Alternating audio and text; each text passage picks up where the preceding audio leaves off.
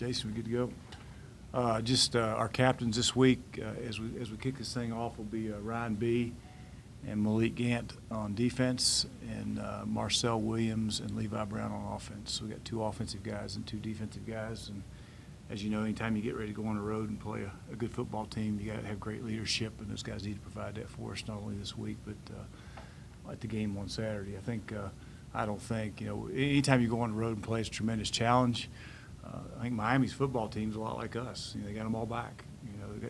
For them, they got their quarterback back, Ragland, who's a 3-year starter, and he's an excellent player.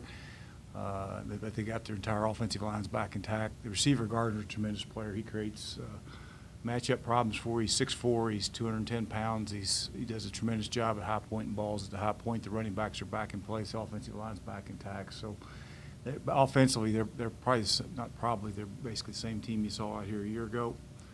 Defensively, they lost a couple guys up front, but for the most part, they're all back as well. So it's going to be a great challenge for us, and we got to make sure we play extremely well in all 3 phases and go up there and play well. So we're excited and looking forward to it.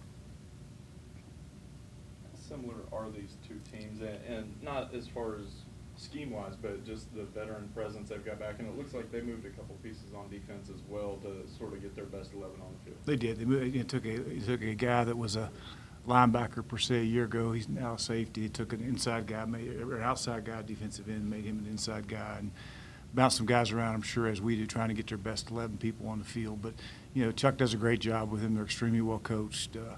The thing about them defensively, they're always at the right place. They never get screwed up off, as far as alignments are concerned. They tackle extremely well. They're always where they're supposed to be. And, and of course, offensively, Ragland just creates a lot of issues for you with his feet. He can beat you with his feet. He can beat you with his arm. And, they got 2 tailbacks that played a lot. It started for him a year ago. And, of course, that big receiver, anytime you got a receiver like that, it creates a matchup problem for you outside, and it creates issues for you inside as far as the running game goes. Watched some film on Ragland earlier this. He sort of reminds me of the Tettleton kid from Ohio a few years ago. Not really going to wow you with anything that he does, but he seems to do everything right. He's got it. He beats you. He's extremely tough, and you just tell by the way his team reacts to him. He's got great leadership skills. He's got the intangibles. He finds a way to beat you with his feet. If he needs 4, he'll go get 5. But he's just a tremendous player. He's got great grit, and he's the kind of guy you want at quarterback. If we promise not to say, will you tell us who No, you're going to figure it out when Jason does. That's going to be a game day announcement decision. It's a game day, not game time. We're going a little earlier than anticipated. Or? Game day. We play at 3:30, right? 3:28. Oh, is that what it is? Having said that, how much is it on the other offensive skill players to help whoever the guy? Yeah, it's no question. I mean, whoever that guy is, of course, is starting for the first time. So, our 5 guys up front who's played a lot of football with Levi, and our 2 tailbacks and who are all back. And the great thing is whoever that guy is, we're going to surround him with people who played a lot of football. So they're going to have to step up, and whoever that is, I'm sure is going to do a tremendous job. But the guys around him have got to do a great job as well. For whoever it is it more important, especially being on the road, to just be a game manager, not do too much, or I'm not sure. I don't prefer to say like the word game manager. I want guys to go in and make plays and that type of thing. But both those guys are tremendously talented, and whoever Tim and myself and our offensive staff decide to go with, we got great confidence in both of them.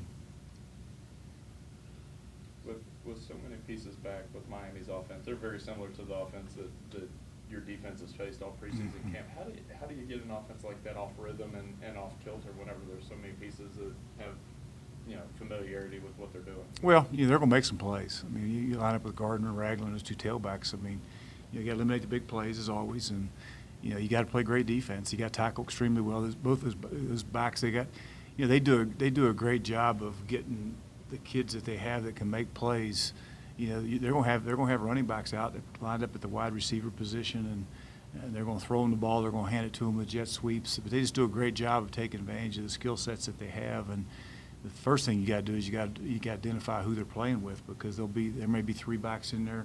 A year ago they had 3 to 4 different tight ends sets and that type of thing. So, we got to do a tremendous job of identifying their personnel. And I think the one thing Chuck's done is he does a great job of getting the ball to the people that he has that can make plays, whether it be Gardner or those other receivers or the tailbacks or whoever, he's going to do a great job of getting the ball in their hands. You ever played anybody in their first game at homecoming? No, I haven't. I'm like, I don't think that's ever happened. I don't think back to the Hurricane High School days we did that. But I got more things to worry about than where they're homecoming. I guess that's okay. I don't know. But I don't know how they picked the homecoming queen. She's only been on campus for about a week, maybe. But nobody, I don't know how they voted on her. Nobody knew her, But I guess they figured it out. Maybe did it by ballot. What do you call that when you don't show up? But absentee ballot. That's how they voted for the homecoming queen, I guess. I don't know. Special teams has been such an integral part of your success during your tenure here. With Vedvik being gone and he sort of did everything, I know that we've all talked about the quarterback spot, but Justin stepping into his own as a kicker and the punter battle. I mean, how's the punter battle going? And well, the fever will start Saturday, but I've got confidence in Lefevre, and I think Justin's done a tremendous job. And what job Vedvik's done? Vedvik, hopefully he's going to make money someday. He's done a tremendous job where he's been. So, we've got special teams is always a big part of the field. Plays such a big part in field position, and we're going to have to be really good at special teams again this week to go down and get accomplished what we want to get accomplished. And we work extremely hard at it. And like I said, I've got great confidence in both Justin and Lefevre.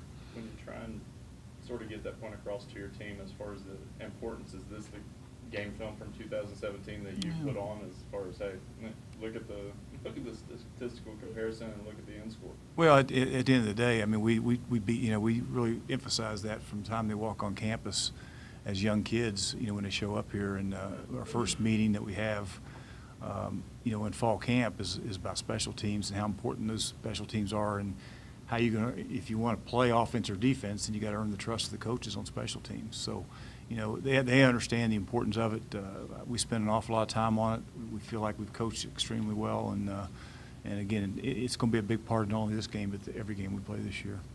Looking at the depth chart a little bit, Dalton Tucker is a guy that you talked about early in the year as somebody that might see some playing time. He's number 2 behind Ulmer on that left tackle spot. I like him a lot. I like he's a tremendous young player, and probably as good a young offensive lineman as at that age has come in here since I've been here. And but he's a tremendously young, talented guy that could possibly play this year. He's listed as a backup right now. We've got 3 or 4 freshmen that'll make the trip, and we'll see if they play.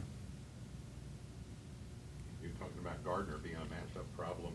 With Obi starting in the outside with Tyree, you go 6'3" at both sides. That's nice situation to have. Well, I like Obi's really come along. This time last year, of course, he was hurt in this particular game, couldn't play. So it's great to have him out there, and he's practiced extremely well, played well. Of course, Willie's back with some experience this year. And, going in that first game a year ago, we didn't have Obi, and Willie was a young kid just getting his feet wet. Marcel was playing his first game, and so was Tyree, really. I mean, it was all 3 of those guys. This was their first game action a year ago. So hopefully with a year's experience, those guys will play well, and they've practiced extremely well, so I don't expect anything different. What has Kerryon Morrell done to boost his stock this fall? I think it started back in January.